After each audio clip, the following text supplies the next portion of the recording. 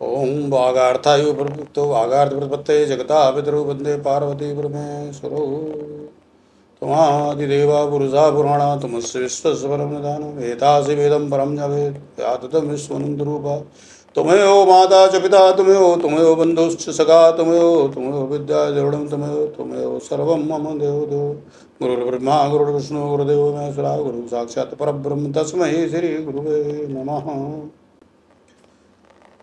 तो शिव महापुराण के अगले प्रसंग में हम आते हैं, जिसमें बंधन और मोक्ष का विवेचन और शिव पूजा का उपदेश किया जा रहा है। अभी तक हम लोगों ने प्रणों के स्थूल और सूक्ष्म रूप का वर्णन सुना और प्रणों के जाप से होने वाले लाभ, प्राप्त होने वाला मोक्ष या शिवलोक की प्राप्ति या विभिन्न प्रकार के भोगों की प्राप्ति का वर्णन सुना। अब यहाँ पर जो ये मानव जीवन है, इसका लक्ष्य मोक्ष प्राप्त करना है। इस जन्म मरण के चक्कर से मुक्ति मिले, बार बार इस संसार में आना ना पड़े, जो है पुनरपि जनरी जठरे सैनम ना करना पड़े, उसके लिए इसका वर्णन किया जा रहा है। इतना ज्ञानी व्यास और प्रवक्ता, पुराण प्रवक्ता को पाकर के सूत जी जैसे को ऋषियों की जिज्ञासाएं बढ़ती जा रही हैं और हम सब प्राणियों के कल्याण के लिए वो जिज्ञासा कर रहे हैं। ऋषिहा ऊचु बंध मोक्ष स्वरूपम ही गुरु सर्वात वित्तम। ऋषिगण बोले, हे सर्वज्ञों में श्रेष्ठ, बंधन और मोक्ष का स्वरूप क्या है, ये हमें बताइए। सर्वार्थ वित्तम। सूतवाच बंधम मोक्षम तथोपायम वक्षम में स्फुटादरात प्रकृत्याष्टबंधेन बद्धो जीवासा उच्यते प्रकृत्याष्टबंधेन निर्मुक्तो मुक्ता उच्यते प्रकृत्यादि विस्वीकारो मोक्ष इत्युक्ते सुधा बद्ध जीवस्तु निर्मुक्तो मुक्त जीवासा कथ्यते प्रकृत्यग्रे ततो बुद्धिरहंकारो गुणात्मका पंचतन्मात्रमित्येत प्रकृत्याष्टिकं विदुः प्रकृत्याद्यष्टो देहो देहजम कर्मोच्यते पुनश्च कर्मजो देहो जन्म कर्म पुनः पुनः शरीरम त्रिविधम गेयम स्थूलम सूक्ष्म च कारणम स्थूलम व्यापारदम प्रोक्तम सूक्ष्मेन्द्रिय भोगदम कारणम तुमार्थ भोगार्थम जीव कर्मानुरूपता सुखम दुखम पुण्य पापे कर्म फलम सुनते तस्मात् कर्मज्वा हि बद्धो जीवा पुनः पुनः शरीरते कर्मभ्याम चक्रवद ब्राह्मते सदा। सूत जी बोले कि हे महर्षियों, मैं बंधन और मोक्ष का स्वरूप तथा मोक्ष के उपाय का वर्णन करूंगा, आप लोग आदर पूर्वक सुने। जो प्रकृति आदि 8 बंधनों से बंधा हुआ है वो जीव बद्ध कहलाता है, और जो उन 8 बंधनों से छूटा हुआ है उसे मुक्त कहते हैं। प्रकृति आदि को वश में कर लेना मोक्ष कहलाता है। बंधन आगंतुक है और मोक्ष स्वतः सिद्ध है। बद्ध जीव जब बंधन से मुक्त हो जाता है तब उसे मुक्त जीव कहते हैं। सूत जी कह रहे हैं कि जो जीव का वास्तविक स्वरूप है वो तो मोक्ष स्वरूप है, लेकिन वो प्रकृति के बंधन में आकर के बंध गया है।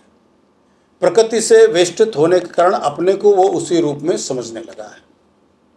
इसलिए यद्यपि उसका जो स्वरूप है वो सच्चिदानंद स्वरूप है, वो सर्वथा बंधन मुक्त है, लेकिन उसने अपने झूठे संसार से अपनी पहचान जोड़ रखी है। झूठे शरीर को उसने अपना अस्तित्व के रूप में उसको समझ बैठा है, और जब वो इससे मुक्त हो जाएगा तो उसे मुक्त जीव कहा जाएगा। प्रकृति बुद्धि त्रिगुणात्मक अहंकार और 5 तन्मात्राएं, इन्हें ज्ञानी पुरुष प्रकृत्याधष्टक मानते हैं।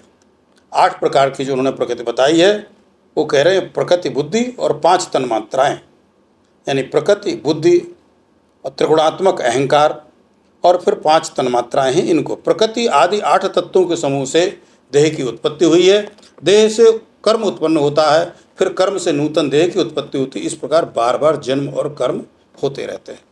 बता रहे हैं कि ये जो अष्टधा प्रकृति है, इन 8 तत्वों के समूह से ही इस शरीर की उत्पत्ति होती है, ये शरीर बनता है। और शरीर से जब ये शरीर बन गया तो ये शरीर कुछ ना कुछ कर्म करेगा, तो इससे कर्म की उत्पत्ति होती है। फिर कर्म के परिणाम स्वरूप उन कर्मों के भोग के लिए नूतन देह की उत्पत्ति होती है, नए शरीर की फिर उत्पत्ति होगी। इस प्रकार से बार बार जन्म और कर्म होते रहते हैं। शरीरम त्रिविधम गेयम स्थूलम सूक्ष्म च कारणम स्थूलम व्यापारदम प्रोक्तम सूक्ष्म इंद्रिय भोगदम। शरीर भी कितने प्रकार के होते हैं उसका वर्णन कर रहे हैं कि शरीर को स्थूल, सूक्ष्म और कारण के भेद से 3 प्रकार का जानना चाहिए। ये जो मानव शरीर है ये 3 प्रकार का है। एक तो स्थूल है। स्थूल शरीर क्या है? जागृत अवस्था में हम लोग जो कार्य व्यापार करते हैं, जिस शरीर को हम लोग अपने समझते हैं, जानते हैं, ये जागृत जो शरीर है ये स्थूल शरीर है। सूक्ष्म स्वरूप जागृत और स्वप्न अवस्था में, स्वप्न अवस्था में जो शरीर है वो भी कर्म करता है। सपने में भी तो हम लोग आते जाते हैं, क्रिया करते दिखते हैं, दौड़ते हैं, भागते हैं, परेशान होते हैं, प्रसन्न होते हैं, उत्सव मनाते हैं। तो ये जो है सूक्ष्म शरीर है, इंद्रिय भोग प्रदान करने वाला तथा कारण शरीर सुषुप्त अवस्था में आत्मानंद की अनुभूति कराने वाला कहा गया है। अब जो सूक्ष्म शरीर है वो आप हमने देखा होगा कि वो स्वप्न अवस्था में भोग भी कराता है, सुख दुख का भोग कराता है, वासनाओं का भोग कराता है। लेकिन जो सुषुप्त अवस्था है जिसमें किसी प्रकार की, यानी जैसे कि गहरी नींद जिसे कहते हैं, जिसमें अस्तित्व का अपने भान नहीं होता है, वास्तव में ये जो है ये कारण शरीर है। आत्मानंद की अनुभूति कराने वाला यही शरीर है। जब गहरी नींद में आदमी सोया हो, और हर व्यक्ति इस आत्मानंद को चाहता है। हमारे जीवन में चाहे जितनी शुभ घटना घटित हुई हो या जितनी कष्टदायक घटना घटित हुई हो, हम सोएंगे जरूर। 4, 6, 8 घंटे, 24 घंटे जग सकता है व्यक्ति, दुख में भी सुख में भी अति उत्साह के कारण। अंततः उसे सोना है। क्यों सोएगा? क्योंकि वो आत्मानंद में जाना चाहता है, सुषुप्तावस्था में जाना चाहता है।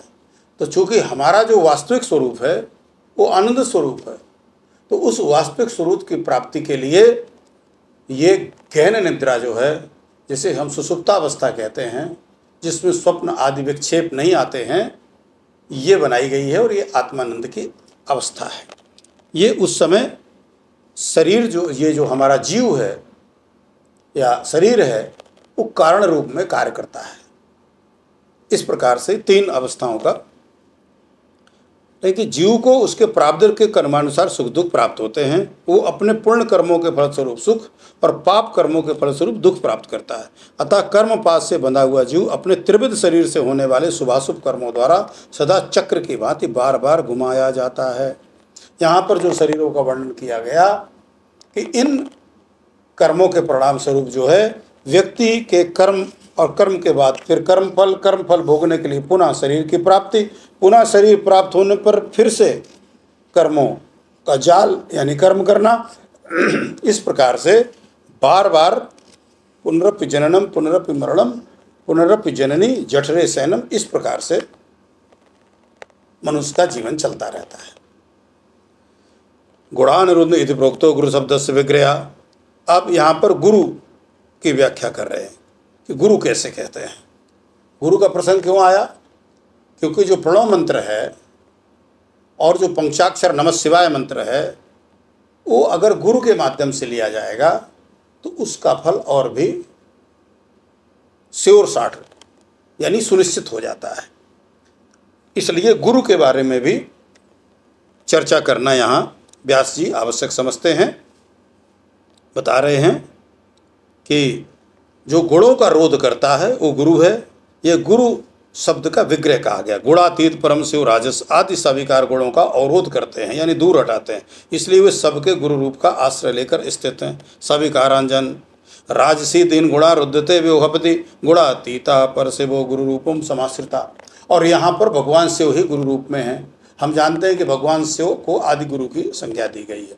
वो आदि देव हैं, इसलिए वो आदि गुरु भी हैं, आदि आचार्य भी हैं शिव।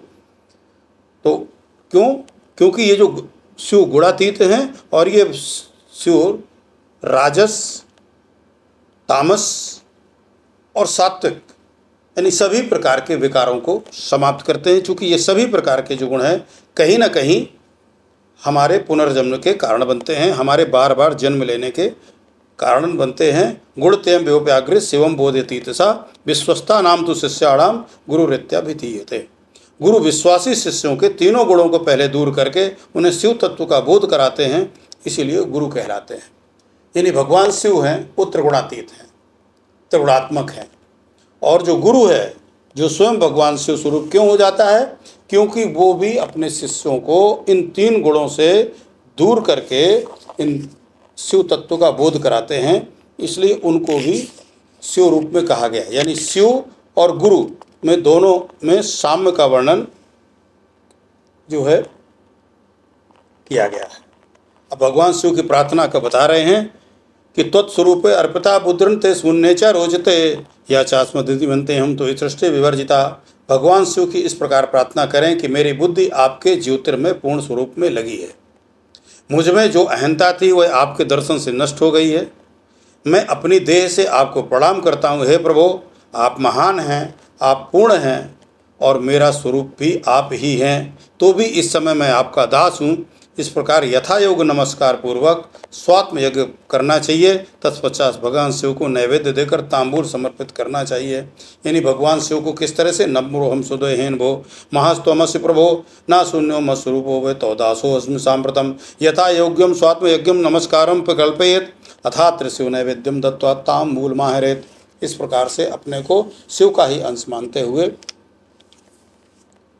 शिव के चरणों में अपने को समर्पित करना चाहिए। शिवास्यात् प्रियम विद्यात् प्रदक्षिणा नमो बुधा। अब प्रदक्षिणा के बारे में महत्व बता रहे हैं कि हे विद्वानों, प्रदक्षिणा और नमस्कार शिव को अति प्रिय हैं, ऐसा जानना चाहिए।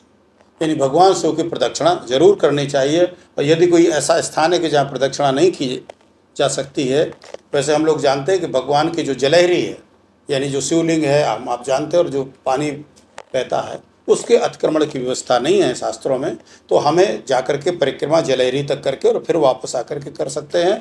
और सबसे अच्छा यह है कि अपने स्थान पर ही परिक्रमा, यानी पूरा चक्रवत घूम करके हम परिक्रमा को कर सकते हैं। एक इसका भी विधान है, क्योंकि शिवस्याति प्रियम विधात प्रदक्षिणो नमो बुधा। हे विद्वानों, प्रदक्षिणा और नमस्कार शिव को अति प्रिय है। क्यों प्रदक्षिणा नमस्कारा शिवस्य परमात्मना षोडशोपचारस्य कृता पूजा फलप्रदा। भगवान शिव को प्रदक्षिणा नमस्कार और षोडशोपचार पूजन अत्यंत फलदायी होता है। ऐसा कोई पाप इस पृथ्वी पर नहीं है जो शिव प्रदक्षिणा से नष्ट ना हो सके।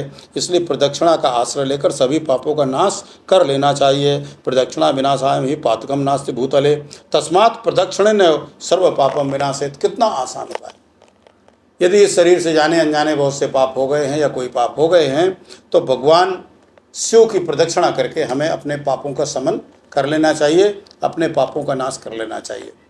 आप लोगों ने सोशल मीडिया में देखा होगा कई जगह कि कभी नंदी और कोई गाय शिव मंदिर की बार बार प्रदक्षिणा करती है। ये आप लोगों ने देखा होगा।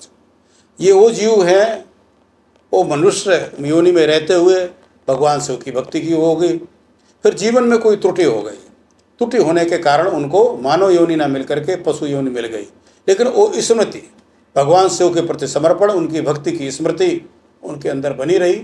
इसलिए वो ऐसे जीव कोई भगवान शिव के ऊपर दुग्ध वर्षा करते हुए, गोंडा में ऐसा एक स्थान है जहाँ पर एक गाय प्रतिदिन आकर के भगवान शिव के ऊपर जो है अपने थनों से दूध से उनको अभिषेक कराती है। और इसी प्रकार से प्रदक्षिणा करने के बहुत से प्रसंग हैं जो शिव मंदिर के ये पशु परिक्रमा करते हैं यहाँ पर। इसलिए इस प्रदक्षिणा का अत्यंत महत्व बताया गया है कि भगवान शिव की प्रदक्षिणा करने से महान पापों का नाश समाप्ति हो जाती है। या एवं पठेत अध्यायम या श्रोतु नरा सदा शिवज्ञानं स लभते शिवस्य कृपया बुधा। जो मनुष्य इस अध्याय का पाठ करता है अथवा जो इसे सुनता है, हे विज्ञजनों, वो भगवान शिव की कृपा से शिव ज्ञान को प्राप्त कर लेता है। यानी शिव पुराण के इस अध्याय को पढ़ने वाला और इसको सुनने वाला भी, भले वो अन्य कर्म न कर पाए, लेकिन भगवान शिव की वो कृपा को प्राप्त करता है। इति शीर्षो महापुराण प्रथमायाम वेदेश्वर संहितायाम साध साधन खंडे शिवलिंग महात्म वर्णम नाम अष्टमोध्याय। इस प्रकार श्री शिव महापुराण के अंतर्गत प्रथम वेदेश्वर संहिता के साध्य साधन खंड में शिवलिंग के महात्मा का वर्णन नामक 18वां अध्याय पूर्ण हुआ। हम सब लोग करबद्ध प्रार्थना करते हैं, जैसा कि यहाँ पर वर्णन किया गया है कि हे महादेव, हे भगवान शिव, हम आपके ही अंश हैं, हम में आप में कोई भेद नहीं है, फिर भी हम अपने को आपको आपसे पृथक मानते हुए या अज्ञान अंधकार में पड़े हुए अपने को आपसे पृथक मानते हैं। अतः आपके चरणों में अपना साष्टांग दंडवत निवेदित करते हैं। हे प्रभु, आप हमारा उद्धार करें, हमें पाप के मार्ग से बचाएं और कल्याणकारी मार्ग में लगाएं, जिस लिए भी आपने ये मानव शरीर हमें प्रदान किया है। हे प्रभु, उन कार्यों में हमको प्रवृत्त करें। आप संपूर्ण लोक के ईश्वर हैं, सारा संसार आपकी प्रजा है, आपकी संतान है, आप तो पशुपति भी हैं, तो हे प्रभु, अपनी समस्त प्रजा का कल्याण करें, सबको सन्मार्ग में चलने के लिए प्रेरित करें, सबके पापों को प्रभु माफ़ करें, सबकी त्रुटियों को क्षमा करें, चूँकि आप कृपालु हैं, दयालु हैं, महादेव हैं। हम सब कलयुग के प्राणियों से बार बार भूलें होती हैं, बार बार हम लोग ना आपकी सेवा करने में सक्षम हैं, ना आपके गुणों का वर्णन करने में सक्षम हैं, ना आपके पूजन अर्चन, नाम जप आदि में हम सक्षम नहीं हैं। हम अज्ञान और मोह और माया से बद्ध जीव हैं। हे प्रभु, हम पर दया करिए और हम सबको इस मानव जीवन को सफल करने के लिए अपनी कृपा करके अपना लोक प्रदान करें। प्रभु, हम लोग आपको अपने चरणों में वास दीजिए। इसी विनम्र निवेदन के साथ हर हर महादेव शंभो।